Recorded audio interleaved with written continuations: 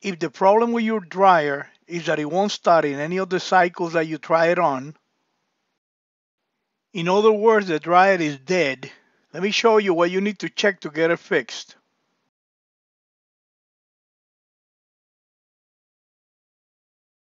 The first thing you need to check is the voltage at the terminal block between terminals L1 and N.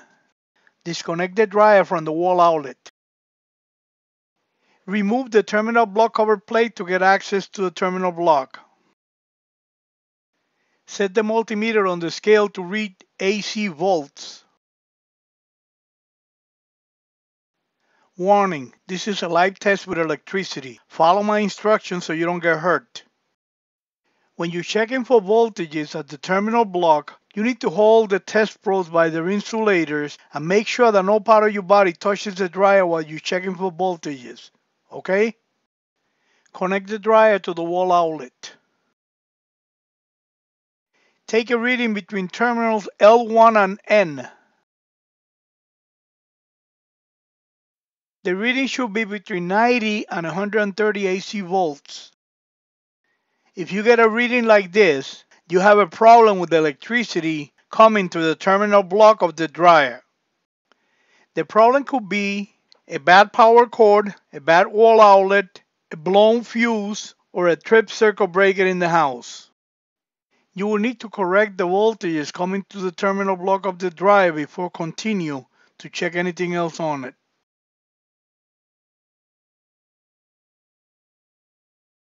To check the door switch for continuity, you need to open the top panel. Before opening the top panel, disconnect the dryer from the wall outlet. To open the top panel, do the following. Remove the lint filter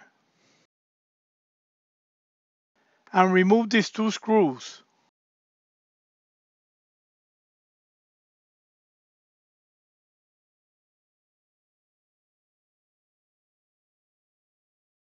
Use a skinny flat screwdriver to pry open the top panel.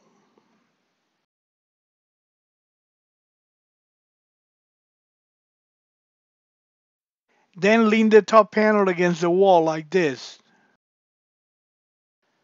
Now you have access to check the door switch wire harness for continuity.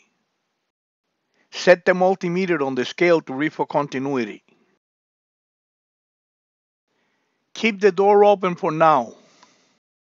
You're going to check between these two wires for continuity. Stick the tips of the test probes where the wires are, making sure that the tips are touching the terminals of the wires. Like this. With the dryer door open, the multimeter should be reading oil, which means infinity.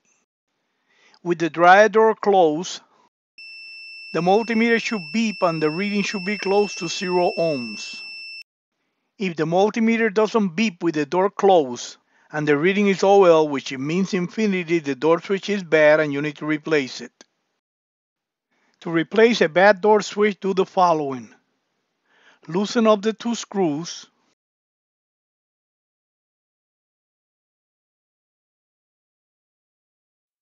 Then take them out by hand.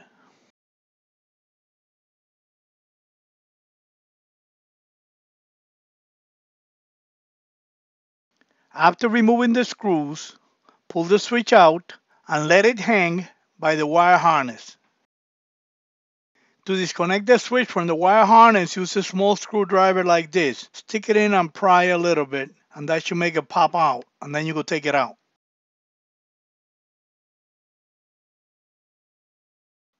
Connect the new switch to the wire harness. Make sure you push it all the way in and that you have a good connection. Put the new switch in place and start screwing the two holding screws by hand until they are halfway in.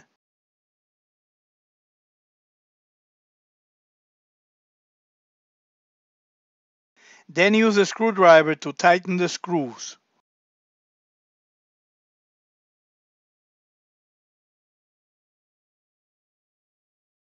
Close the dryer door. Now you need to lower the top panel. Then you need to push on it to snap it in place. Then start screwing these two screws by hand.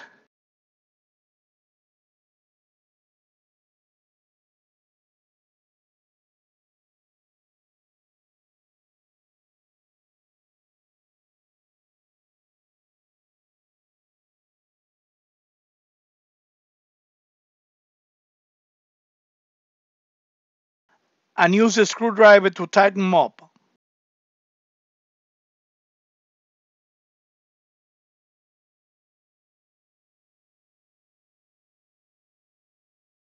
And install the lint filter.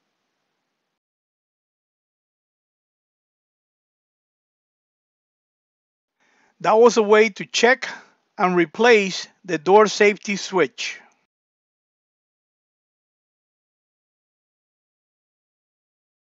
A blown thermal fuse is the most common reason why the dryer won't start. Next, I will show you how to check it and replace it. Disconnect the dryer from the wall outlet and keep it disconnected. We don't need electricity to check for continuity. Go behind the dryer and remove the terminal block cover plate. And also remove the back panel. The thermal fuse is located next to the operating thermostat.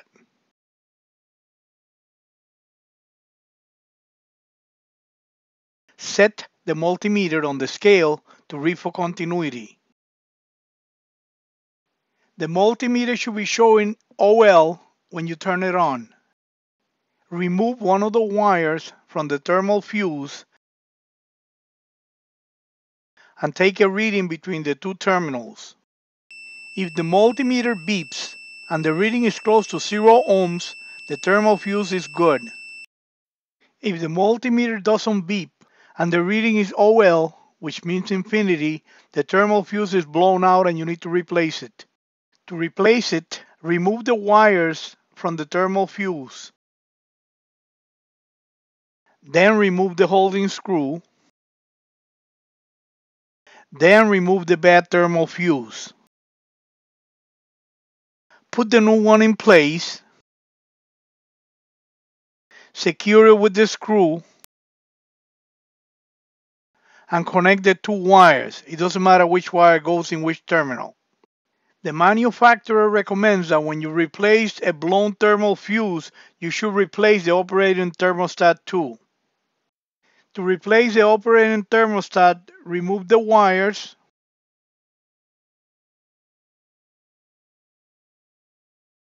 Then remove the holding screw and remove the thermostat. Put the new one in place. Secure it with the holding screw and attach the wires to it.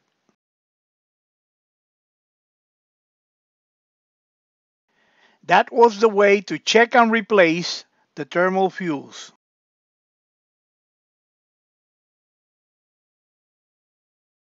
Let me show you how to check and replace the push to start switch.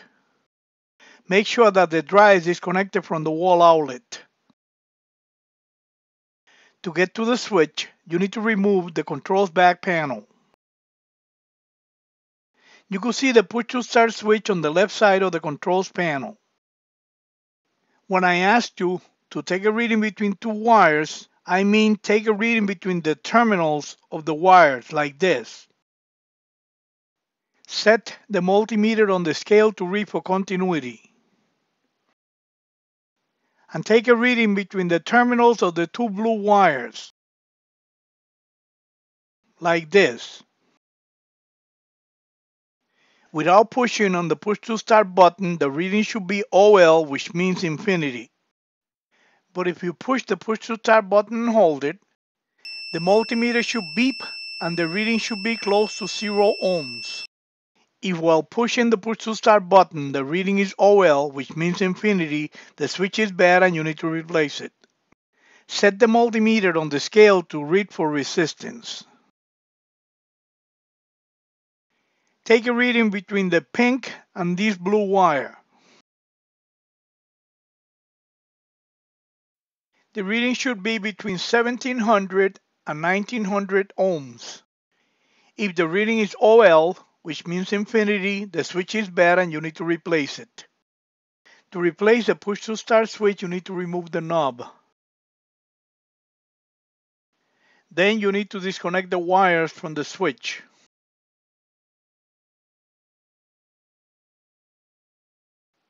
Use a flat screwdriver to pull on this tab. Then turn the switch clockwise and take it out. Put the new switch in place. Turn it counterclockwise slow until it locks in place. Now connect all the wires to the switch.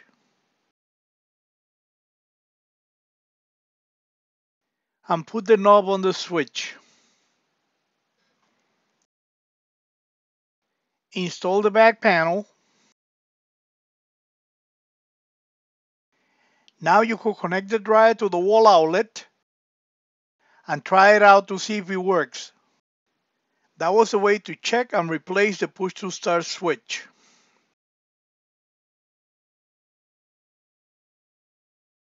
Let me show you how to check the timer when the dryer won't start in any of the cycles. Make sure the dryer is disconnected from the wall outlet. Remove the controls back panel. Set the timer on the cycle that you use the most. Set the multimeter on the scale to read for continuity. Take a reading between the terminals of the blue and black wires. You need to make sure that the test probe tips are touching the terminals of the wires, okay?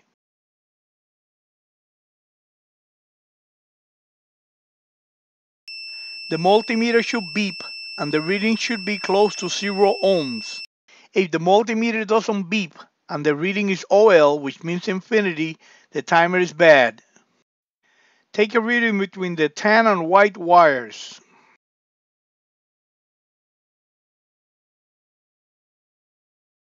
The multimeter should beep and the reading should be close to 0 ohms. If the multimeter doesn't beep and the reading is OL, which means infinity, the timer is bad. Next, I'm going to show you how to replace the timer. With the controls back panel out and the dryer disconnected from the wall outlet, let me show you how to replace the timer. This is how you compress the control box holding clips.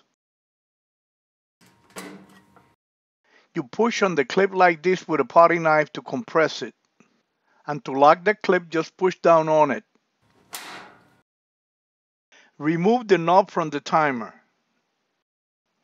Using a potting knife, disconnect the control box from the top panel.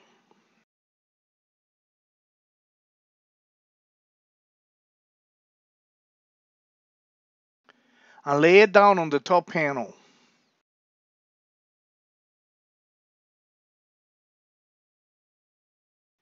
Use a small flat screwdriver like this to disconnect the wires from the timer motor.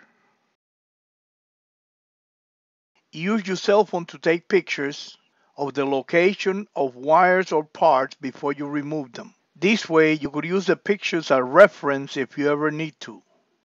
Disconnect the wires from the timer.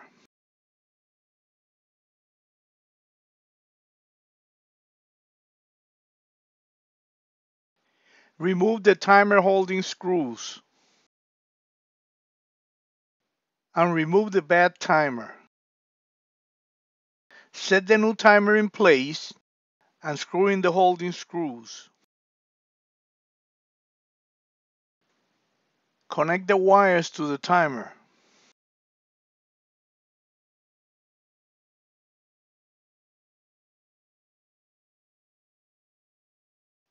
Put the controls box in place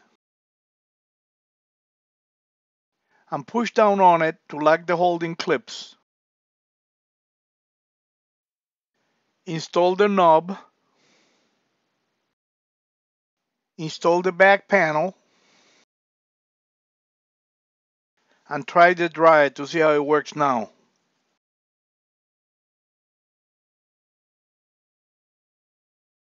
Let me show you how to check the motor in a Whirlpool made 29-inch electric or gas dryer. You will need to make a test cord like this one. Take a cord and crimp or solder two insulated alligator clips like this. Disconnect the dryer from the wall outlet and keep it disconnected. Set the timer on the dryer to any of the drying cycles. Get behind the dryer and remove the terminal block cover plate and the back panel.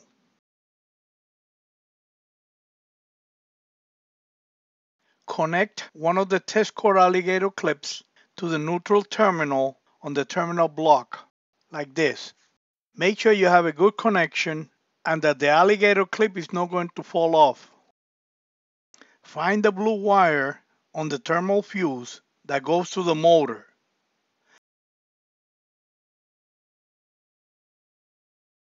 And connect the other alligator clip to it.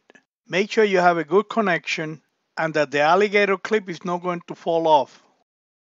When you connect the test cord to the neutral terminal on the terminal block and the blue wire that goes to the motor on the thermal fuse, you will be sending electricity directly to the motor. If when you connect the test cord to the wall outlet, the motor hums and it won't start, disconnect the test cord from the wall outlet and check to see if anything is holding the motor from starting. If you don't find nothing holding the motor from starting, then the motor is bad and you need to replace it. If when you connect the test cord to the wall outlet, the motor starts running okay, let the motor run for at least an hour just to check and see if the motor overheats or not. Make sure that no kids or animals are next to the dryer when you let it run for an hour. This way we don't have no accidents, okay? Disconnect the test cord from the wall outlet for 5 seconds. If when you connect the test cord again, the motor runs, then the motor is okay.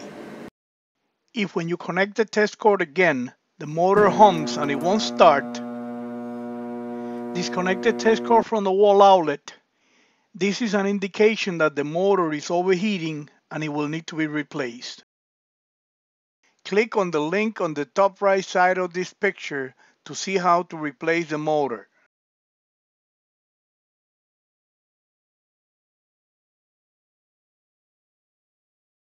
I select to use this multimeter in this video because it's very easy to use.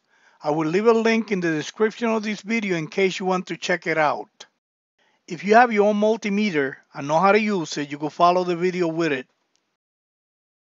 If you like this video, you can subscribe to my channel to be notified every time I make new videos. Thanks for watching. This is Angel the Appliance Man.